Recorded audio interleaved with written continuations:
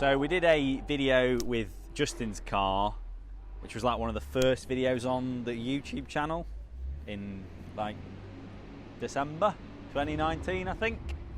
And it's been pretty much a whole year. Well, it's been more than a year, but we just thought we'd cover some of the things that have gone on with the car, changes, maybe things we didn't cover originally, that I thought we'd have like a bit more of a detailed walk around, point at things, you know, like they do on car channels where they point at things they've done and talk about it.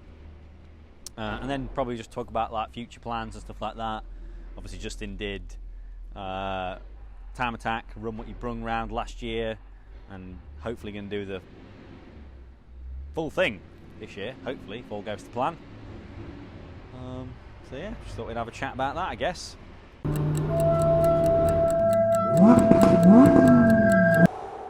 When was Cadwell?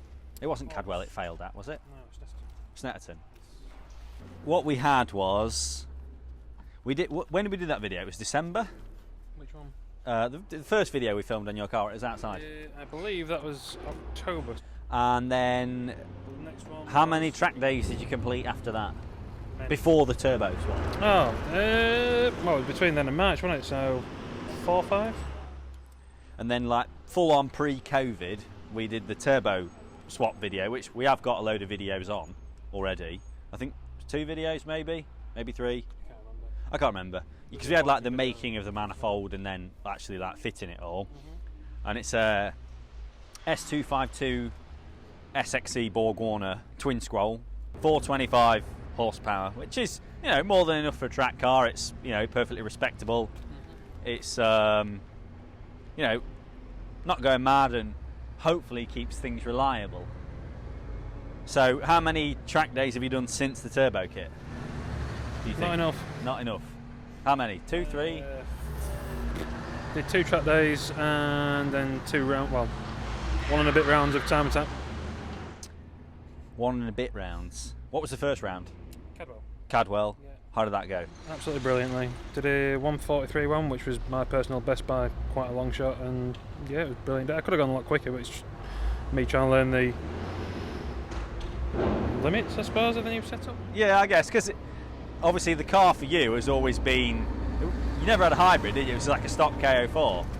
So the car's always been pretty much the same in terms of... KO6, wasn't it? Oh, okay, it was a hybrid. I can't remember, but yeah, more or less the same in terms of power delivery. Obviously, when you go to like a 400 plus horsepower twin scroll setup, Yeah, it you know it would different. you know drive quite a lot differently. And then there was Snetterton. And there was Snetterton. So engine failure. Didn't go well. It split the water jacket on cylinder 1 quite spectacularly. But we don't really know why. It just, you know, classic Z20.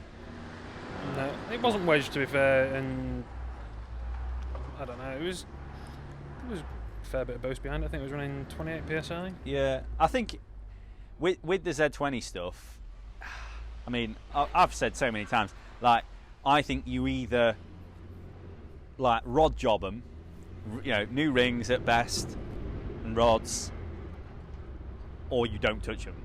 Like, I think you leave them as is and run like, you know, KO6 hybrid power, or you rod job them. If it's I mean, obviously if it's a 100,000 mile engine, you don't want to do that, but I think like rod job and new rings is absolutely all you need for like a fairly reliable-ish 400 horsepower. And I think, you know, that's how my car was for quite a long time, and I never had any problems. But luck of the draw, I think things change. You know, I guess the engines are quite finicky, and you only need one thing to kind of change, and then you are risking engine failure with this much kind of power, I guess. So at the minute, it's got my engine in it. We've talked about it a little bit. I think people will probably have seen it on Instagram, maybe if follow on Instagram. But yeah, at the minute, it has my engine in because I don't really drive my car, and I haven't done in, I don't even know, long time. Justyn needs to go out and go and play it. Yeah, I think it's been 5 years since I've really used my engine in my car. So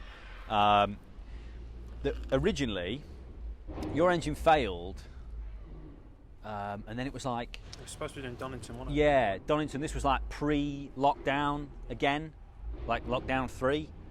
So the plan was throw my engine in, get it mapped, do a round, and then like reassess, because that was the final round, wasn't it? Yeah. That was the final round of the year. And of course, by the time you'd got the engine fitted in your car, lockdown happened. So it was not a waste of time, but we never really got to actually use the engine in Justyn's car properly, and it's pretty much been just sat since.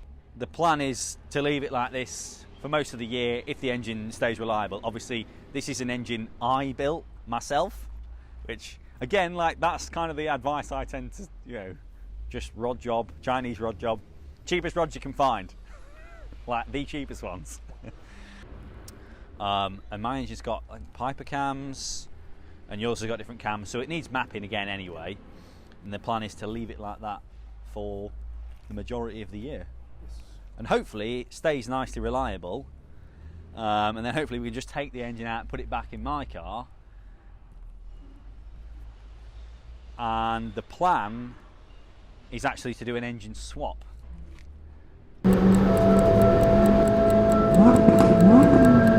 So we've already filmed a video talking about the engine we're going to use, because it's in my car right now. It's not hung on engine mounts, but it is in the car, so that'll come out after this video at some point. But the plan is to use a Honda K20 engine. It seems like one of those things where you go, well, K20 swap's the way to go because it's a superior engine, and it's kind of like the go-to engine swap. But I think it's the go-to engine swap because it kind of should be. Like, it is, if you're going to swap for another 4-cylinder 2-litre engine, there's probably not another one you'd choose, really.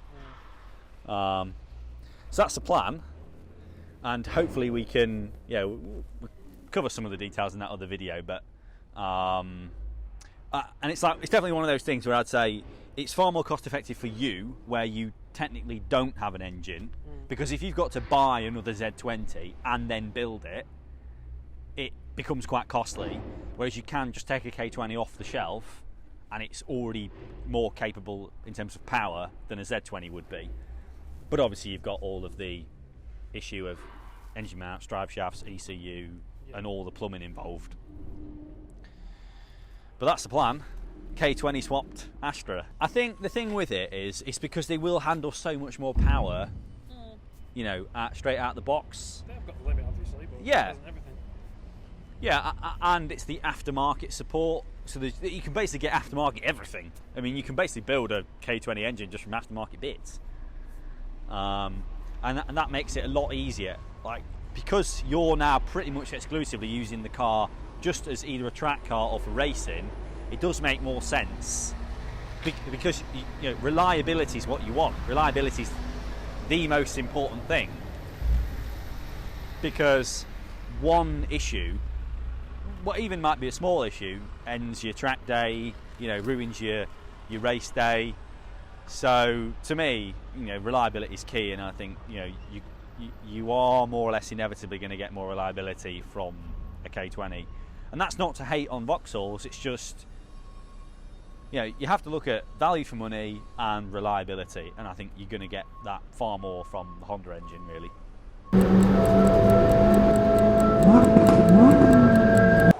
So yeah, there's going to be hopefully lots of footage of Justyn's car on track this year, if we can go. I mean, I'm not sure. I mean, like, COVID's over now, isn't it? I'm not sure what the spectator rules are going to be at tracks, but we're hopefully going to try and cover it, at least 50% of the rounds, I think, and try and do some like trackside videos, kind of like we did a little bit at Cadwell, but probably go a bit more in depth and follow it like a series. Like a race series, I guess. That's the plan, because I think that would be a really fun thing to do.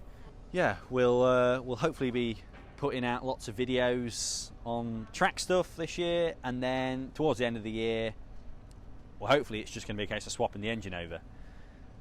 Like I said, we're going to get the engine running in my car, that's going to be like a mule car, and then we're just going to swap it over, probably do some mods to the engine, maybe stuff like cams, maybe some form of baffled sump, no oil pump, stuff like that. Just kind of refresh it, I guess. But again, not going crazy with engine mods because don't think you really need to.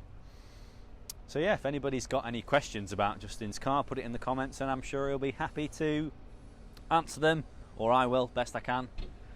But yeah, thanks for watching and we'll see you next time.